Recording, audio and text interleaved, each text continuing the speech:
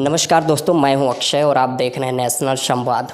हाल ही में अभी जो 5 राज्यों के चुनाव हुए और उसके नतीजे आए, देखने को मिला कि जो कांग्रेस पार्टी है या इंडिया अलायंस है अनुकूल नहीं रहे। कहां पर कमियां रही, आज मैं लखनऊ में इस समय मौजूद हूं। हमारे साथ बातचीत करने के लिए कांग्रेस पार्टी के प्रवक्ता प्रियंका गुप्ता जी हैं। जानेंगे मैम आपसे कि क्या कहाँ पर कमी रही कि जो कांग्रेस, चाहे छत्तीसगढ़ हो, मध्य प्रदेश हो या राजस्थान हो, जो चुनावी नतीजे आए वो कहाँ कमी रह गई कि कांग्रेस के पक्ष में नहीं रहा। देखिए, जिन 4 राज्यों की आप बात करें, अगर ओवरऑल देखा जाए तो जो हमारा वोट परसेंटेज था वो 40% के करीब था। और अगर नंबर ऑफ वोटों की बात की जाए तो वो 11 लाख से भी अधिक वोट हमने पाए हैं भारतीय जनता पार्टी से। तो कहीं ना कहीं अगर देखा जाए जो चूक है उस पर हम पूरी तरह से एक बार समीक्षा कर रहे हैं। समीक्षा हो भी चुकी है 4 राज्यों के चुनाव पर, और उसके बाद अब इंडिया गठबंधन पूरी तरह से मिलकर 24 के चुनाव की तैयारी कर रहा है। 19 तारीख को हमारी मीटिंग भी है और इस बार जो चुनाव होगा वो मुद्दों का चुनाव होगा। भारतीय जनता पार्टी को जवाब देना होगा कि उन्होंने किसानों के साथ, महिलाओं के साथ, युवाओं के साथ जो छल किया है वो अब करने की बारी नहीं आएगी, क्योंकि इस बार पूरा विपक्ष एक होकर भारतीय जनता पार्टी को चुनौती देने जा रहा है।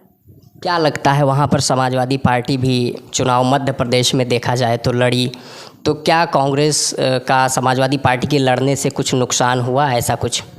देखिए, मैं समझती हूँ कि जहाँ तक हमारे जो गठबंधन की बात है वो 24 के चुनाव का गठबंधन था। जो आपस में मतभेद है वो बैठकर सॉल्व किया जाएगा। 19 तारीख को जो मीटिंग होगी उसमें आगे की क्या रणनीति है वो सारा मीडिया के सामने होगा, और किस तरह से हम चुनाव में जाएंगे, किन मुद्दों से हम चुनाव में जाएंगे, ये सारा कुछ मीडिया के सामने बताया जाएगा। देखने को मिला कि जिस तरीके से जन आक्रोश था बीजेपी की प्रति, जिस तरीके से देखा जाए, चाहे बेरोजगारी हो या सोशल जस्टिस का मुद्दा हो, राहुल जी ने कास्ट सेंसस को लेकर आवाज़ उठाई, लेकिन देखा गया कि ये कह सकते हैं कि इन सब मुद्दों पर जो चुनावी नतीजे रहे वो अनुकूल अपेक्षाकृत नहीं रहे। क्या लगता है 2024 में और कोई मुद्दे ऐड होंगे? स्ट्रेटजी क्या है जिससे कि गठबंधन और मजबूत हो? देखिए, गठबंधन 24 में पूरी तरह मजबूत है, और जिस तरह से हमारी रणनीति बन रही है, जिस तरह से हम मीटिंग प्लान कर रहे हैं, उससे साफ जाहिर होता है कि सभी लोग चाहते हैं, सभी लोग इस मत पर, इस विचारधारा पर एक साथ हैं कि हमें भारतीय जनता पार्टी को हर कीमत पे इस बार चुनाव से हटाना है। चुनाव के जरिए हम उनकी जो कमियां हैं वो पूरी तरह से बाहर लाएंगे, ताकि जनता को पता चले कि जो वादे किए गए थे उनसे 2014 में 2 करोड़ रोजगार की बात हो, 15 लाख अकाउंट की बात हो, चाहे वो किसानों की आय दुगनी करने की बात हो, चाहे आवारा पशुओं की बात हो, हर समस्या पर आज भारतीय जनता पार्टी जवाब देने में असमर्थ है। तो हमें लगता है कि उन्हीं सवालों के और जनता के मुद्दों पर हम चुनाव में जाएंगे, और इस चुनाव में जनता वाकई में जो महंगाई, बेरोजगारी से त्रस्त है वो जनता खुलकर जवाब देगी।